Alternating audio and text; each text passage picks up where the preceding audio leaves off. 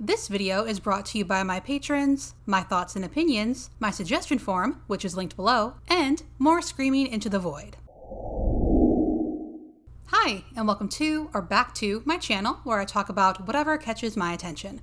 I'm Kit, and in April I received this submission to my suggestion form. YouTuber criticizes modern feminism for demonizing men and worsening women's problems. As usual, this YouTuber has thousands more subscribers than I do, but they still aren't a size where I feel comfortable naming them, and for anyone wondering what my threshold is, it's 1 million or more views a month. Coincidentally, like the previous anti-feminist creators I've covered on this channel, this person didn't start out doing this sort of content, but their most viewed videos include, well, the first two are about how this creator is gay and doesn't like the LGBTQ+ community, and the third is this video we're going to be looking at today about how modern feminism scammed a generation of women. On the bright side, they don't say feminism made women hate men, the end. On the downside, they don't stop to think about what they're saying. That's okay though. Well, not really, but it is what it is, and anyway, we're here to help out. One second feminism is demonizing men for objectifying women, and in the next it's encouraging girls to sell their body on OnlyFans so that men can objectify them. I mean, which is it? Feminism does not encourage women to sell their bodies. I suspect this creator might be confusing women with feminist, but regardless, even if someone does do sex work for a living, that doesn't give someone the right to objectify them. And it occurs to me that, perhaps, this person doesn't know what objectification is, so, quote, to treat a person like a tool or toy as if they had no feelings, opinions, or rights of their own.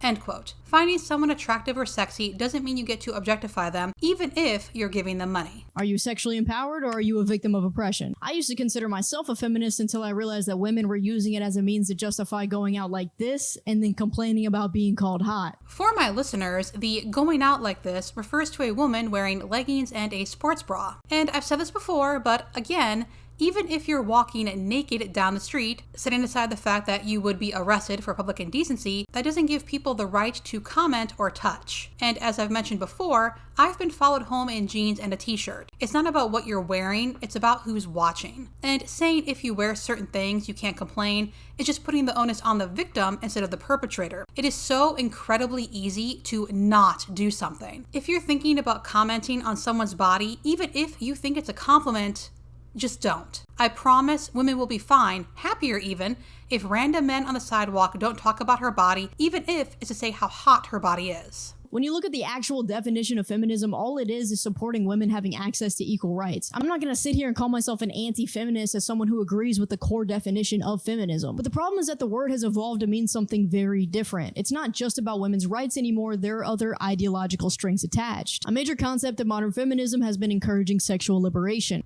And for the upteenth time, feminism and sexual liberation are not interchangeable, and they occurred alongside one another, not because of each other. This was started partly due to the double standard around sexuality for men and women. When a man frequently engages in casual sex, he's considered a stud, but when a girl does it, she's considered a slut. Sexual promiscuity leads to less satisfaction in relationships for both genders. Just because it's more socially acceptable for a guy to have casual sex doesn't mean women should be trying to match that expectation by normalizing it. Two wrongs don't make a right, and promoting a destructive behavior under the marketable guise of sexual liberation is abhorrent. It's so interesting how women constantly complain about how shallow and objectifying their relationships with men are, but then promote hookup culture, which directly encourages this exact transactional process. Feminism doesn't encourage hookup culture. It just doesn't demonize it. And even if someone has hooked up in the past, that doesn't mean they forfeit the right to want a fulfilling relationship later. If feminism actually cared about women as much as it claims to, the movement would be encouraging them to be more selective about their sexual partners. It would be educating them about the negative effects of casual sex, since we know that it leads to decreased relationship satisfaction, loneliness, and depression. And look, I know people are going to take this as me trying to tell women how to live. That's not what I'm doing at all. You have all the freedom in the world to live exactly how you please. Citation needed for that claim. Anyway, the source she shows on screen notes that, quote, casual sex has been associated with a range of negative emotional outcomes for women, and so this study presented 701 participants with a 44-question survey to find out if that's due to gender or sexual motivations. Quote, predictors of negative emotional outcomes included being motivated to regulate negative emotions and to achieve positive emotions. No predictors, apart from being a man, were found for a positive emotional outcome. While the stigma surrounding female sexual agency is diminishing, results generally support the presence of a sexual double standard which encourages male promiscuity but dissuades female sexual autonomy. End quote. Huh. It's almost like women are still shamed for having sex, which this creator is also doing by saying that feminism should be teaching women to save sex for special occasions? Marriage? Regardless, it would be more to the point to teach people that no is a valid answer, and if someone doesn't respect your no, they don't respect you. Feminism isn't about making women have sex. It's also not about telling women what they should do. Women are individuals, it's up to them to find their path. And making mistakes along the way is okay and part of being human. However, where I do have an issue is when a cultural movement is built on a foundation of lies. If you're going to have an entire movement, an entire ideology who claims its very goal is to benefit women, then encourage behavior that actually benefits women. Feminism isn't about making women happy. It's about ensuring women have the ability to create their own lives to fulfill their own vision for their future. It's not about lecturing them about what sort of life they should have or what their future should look like. Women are adults. They are capable of deciding if they want to hook up, if they prefer casual relationships, and so on. And though this person says they're not going to say they're anti-feminist, they're displaying the same attitude as those who proudly claim that label. Women can't be trusted with their own lives. They need someone to tell them what will make them happy, because if left to their own devices, they'll just make themselves miserable. Which isn't true, and I'm always so curious as to how these folks end up at feminism as the cause for what ails women instead of looking at the shit show we're living in. At one point, this movement had genuinely pure intentions. It's the reason I have a right to vote and work and be educated. Feminism changed our lives as women for the better. So I'm sorry, but I can't help but feel like now it's doing the complete opposite. It's a common feminist position to be anti-tradwife. They insist that tradwives have some sort of Stockholm syndrome where they've fallen in love with their own oppression, claiming that it perpetuates traditional gender roles which have held women back. Of course, this video has no sources, so I have no idea who, if actually anyone, said tradwives are displaying Stockholm Syndrome. But anyway, first, tradwife is not the same as housewife. Tradwives promote white nationalism and women submitting to men, and well deserves the criticism it receives. And second, there is no issue with staying home in general, except that typically means you have to financially rely on someone else, which can be a precarious situation to be in. And that is what feminists are talking about when they discuss women staying home. It's not that a woman needs to be a cog in the corporate machine, it's that she has no recourse if things go badly in her relationship. Hence the wages for housework campaigns, which wouldn't exist if feminists thought housewives were some terrible thing that must be eradicated. But I thought what actual feminism was supposed to be about was supporting women's freedom of choice. That means supporting them if they choose to climb the corporate ladder and supporting them if they choose to be a housewife. I thought the whole point of feminism was to respect a woman's freedom of choice, even if it's not the choice we would personally make. It was to recognize that there's not a one-size-fits-all lifestyle for women and that they should be able to prioritize what's important to them. Feminism will argue against this by saying that choices don't exist in a vacuum and society impacts your ability to make autonomous decisions, but you can make that exact same argument on the other side too. I could sit here and tell you that your decision to be a feminist is because social media has brainwashed you into believing that women are oppressed. So your choice to be a feminist isn't a real choice at all, but instead a reaction to your cultural environment. You can run in circles forever trying to make this argument against either side. That's because it's a dumb argument. Who are you to assume that another woman's choices aren't autonomous? The mere assumption of that is actually quite anti-feminist of you. I love how our choices are always housewife or CEO. Is it really that simple? Anyway, nice try, but no. Choice feminism, and I do appreciate how often we end up here, is what people always try to use to shut down arguments, and can we please just stop? It's so lazy. No, a choice isn't feminist because a woman makes it, and no, feminism isn't about being okay with everything a woman does because a woman does it. This creator rightly points out that choices aren't made in a vacuum, but skips over it like it's nothing, which you can't do if you're trying to honestly engage with something. Choices aren't made in a vacuum. And it's a simple fact that it's easier to choose something that society approves of for you. That doesn't mean stay-at-home wives or mothers are bad or stupid. And you know, not every woman is a feminist, and not every action taken by a feminist is going to be a feminist action. Feminism is a movement, feminists are people, and people are complicated. Also, you will never get anything done if you're waiting for everyone to approve of whatever it is you're doing, and just because you don't agree with someone's decision doesn't mean you don't think they have the right to make it. You're accusing grown women of being incapable of coming to their own autonomous conclusions. That means you're doing the exact thing that you constantly accuse men of doing to you. Acknowledging that a lot more goes into a choice than just, do I want this, is not saying women can't make their own decisions. WAP. Women against porn. Except in today's terms, it means wet ass pussy. With modern feminism currently preaching sexual liberation, it may be surprising to learn that at one point it was the complete opposite. In the 1970s, anti-pornography was a growing part of feminism. And when you think about it, it actually makes perfect sense, because it's consistent with the core values of feminism, to demonize the objectification of women and stop the fetishization of sexual violence against them. We know that porn is overwhelmingly aggressive towards women. We also know that consumers are more likely to commit acts of sexual violence, less likely to intervene if they witness an assault, assault, and more likely to objectify and dehumanize women. Porn is seriously bad for both genders, but especially women. So to see the feminist movement glorify platforms like OnlyFans and other adult content feels like a complete slap in the face. How can you possibly complain about how oppressive it is to be objectified and then objectify yourself for profit? I don't understand how modern feminists have come to this conclusion. Actually, that's a lie. I do understand. I completely understand, because it would go against the sexual liberation movement. It goes against the sex positivity narrative. But one honest look at the statistics and it's blatantly clear. There's nothing liberating or positive about this industry. So what happened? Why did the anti-porn feminist protests stop? This article explains it perfectly. Anti-porn feminists were labeled sex negative in an era of feminism that was heavily influenced by liberalism. Individual choices, as opposed to mass liberation, became the forerunning feminist agenda. If that doesn't perfectly encapsulate the modern feminist movement, I don't know what does. The current movement wants all the ideals of feminism without having to sacrifice anything for it. The movement doesn't want to give up porn. It doesn't want to give up casual sex. That would be infringing on my personal freedoms. But maybe true liberation requires some personal sacrifice of those beloved freedoms. First, sex positivity isn't everyone must be having as much sex as possible. Quote, sex positivity generally refers to having a positive attitude about sex, respecting others' sexual preferences, and consensual sexual practices. End quote. Second, it is so weird that she seems against this individualized liberalizing of feminism, but later endorses the same thing. And finally, I do agree that the porn industry is bad for, well, humanity, but what this creator is saying is that unless women stop having casual sex, however that's being defined here, and stop participating in the porn industry, even though that is how some women earn money, then we can't complain about being objectified. I've already said this, but apparently it needs to be repeated. It doesn't matter how someone looks, dresses, or what they do for work, you still don't get to objectify them or treat them like a lesser being. She's putting the onus on the oppressed to make the oppressor stop oppressing. Wow. But it gets better. The issue of equal pay is another primary subject that feminists bring up. It's also probably the #1 most misrepresented topic in feminism. The gender pay gap does not exist because of the patriarchy oppressing women. The pay gap only exists because women are more likely to choose lower paying jobs. Does this person ask why women just so happen to choose lower paying jobs?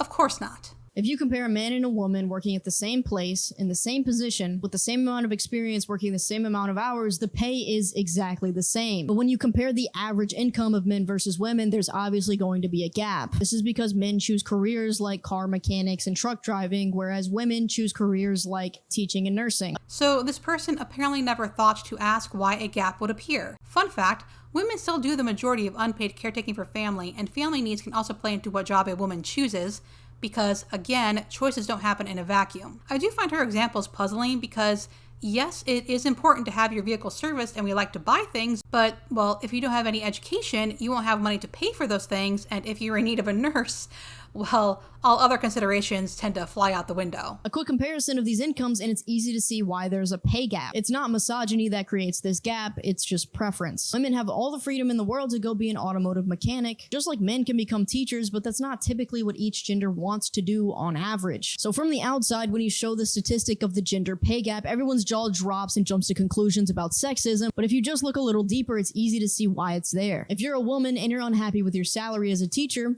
go be a truck driver. It is actually that simple. They really do believe that people are out here making choices only consulting their own wants, not at all influenced by outside forces. Well, I guess when you're determined to make something out to be simple, you can just ignore everything else, like the sexism women face when trying to enter male-dominated fields.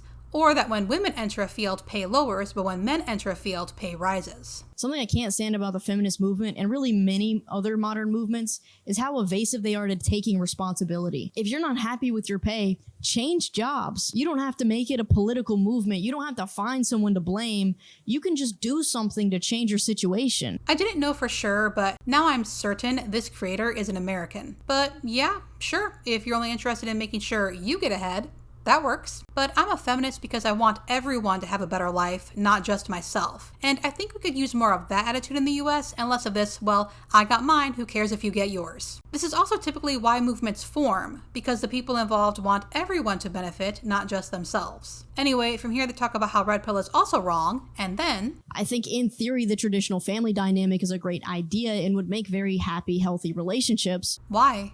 Also, nothing is stopping people from having those so-called traditional relationships today, except, as noted, pay. But hey, if you don't make enough to support a housewife, just change jobs. It's that easy, right? And if you're in a rural area where there aren't a lot of jobs or you don't have the qualifications for a higher pay range, well, sucks to be you. Anyway, in conclusion, feminism might be the only movement that can get away with constantly complaining about how oppressive it is to be objectified and then simultaneously objectify themselves. The problem is that this movement wants all the benefits of feminism without any of its consequences. Say you want equality until you realize that means splitting the bills, unclogging the toilet, and having to kill the spider. It's true. I pay all my own bills, damn it, but I have no toilet and my apartment is overrun with spiders. Can't you see them? In modern relationships, it's common for the financial theory of the woman to be everything he makes is ours and everything I make is mine. Citation needed. Rather than both partners contributing equally, which is what feminism claims to want to do. Feminism doesn't tell people how to structure their relationships. It does, however, involve thinking about things differently, which can lead to people engaging in relationships in different ways. There's a book called Sexual Utopia and Power by Roger Devlin that sums this up perfectly. The modern woman wants all the benefits of a traditional marriage but is unwilling to pay the costs. She wants a man to marry her without her having to marry the man. So in the red pill section, this creator didn't seem in favor of it, but then they mentioned this book, and of course I looked it up. And of course the author has a page on SPLC, white nationalist and male supremacist author identified. Quote, Christopher Moore, 60, is a former academic who has written under the pen name Francis Roger Devlin, or F. Roger Devlin, since the early 2000s. He is the author of the highly influential 2006 essay Sexual Utopia in Power and a 2015 book by the same name. Both works argue that men are victimized by policies and other efforts to promote sexual and gender equality, which he argues have made men less attractive to women and probably contributed significantly to the decline in Western birth rates. White nationalists and more mainstream far-right figures have credited Moore's work as Devlin with shaping the male supremacist movement, or manosphere, into what it is today. End quote. Because of course. Some feminists are even demanding that there be quotas for women to be in executive positions, but they never talk about there being quotas for women in bricklaying. It's clear that modern feminism wants all the benefits of something without any of its sacrifice. Let's be very clear. That is not equality. That's privilege. Oppression is not a privilege, and I can't believe I even have to say that. Also, quotas are illegal in the US, but there are pushes to get more women in trades. I guess if this person doesn't see it though, it must not be true. So, final thoughts. Oh, there are so many, and I'm not sure how to string them together coherently, so we're going to do a numbered format. 1. This person seems to be under the assumption that feminism is just whatever women think, but all of this has been studied. Women aren't imagining patriarchy, sexism, wage gap, and just because someone refuses to acknowledge it doesn't mean it doesn't exist. 2. Of course they quote a book who helped shape the manosphere despite pretending to come at this from I just have some criticisms.